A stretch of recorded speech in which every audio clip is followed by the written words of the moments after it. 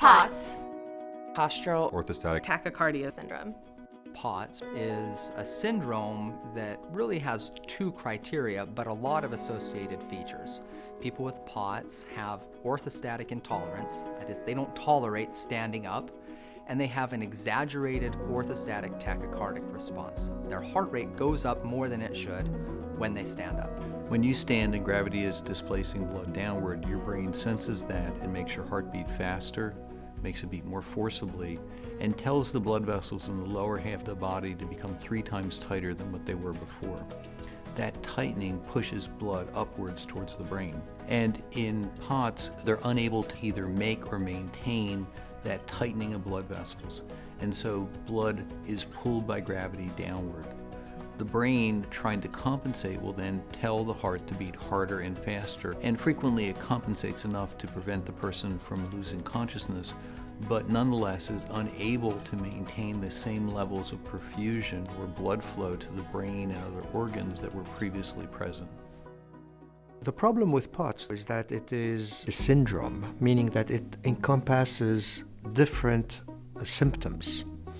And people do not only complain of their heart racing, but they can complain of a zillion other things. Shortness of breath, tightness of chest, lightheadedness, Fibromyalgia, Dizziness, malnutrition, brain fog, stomach problems, light sensitivity, sound sensitivity, GI tract shutdown, headaches, random body pain. Sometimes everywhere hurts. Fainting, heat intolerance, blood pooling, irritable bowel syndrome, new onset allergies, fatigue, tingling. I think there's about 100 more.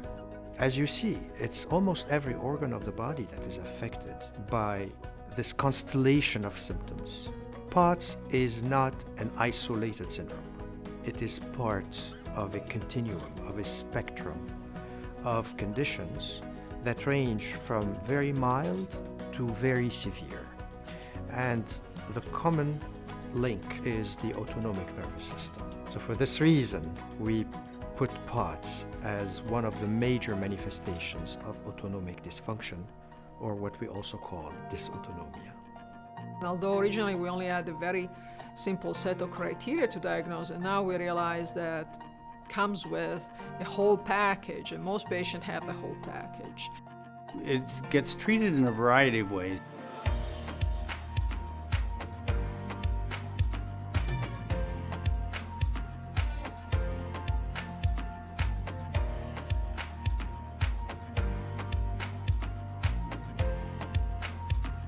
A lot of us as physicians have our own individualized approaches. I try and look at the most important factor contributing to that person's POTS.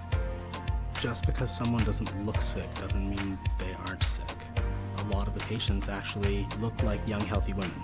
You know, I think if someone was missing a leg, I don't think anyone would question that something's happened and probably have more empathy. I think that sometimes is tougher for patients with POTS because they don't visibly look sick. How many people have POTS?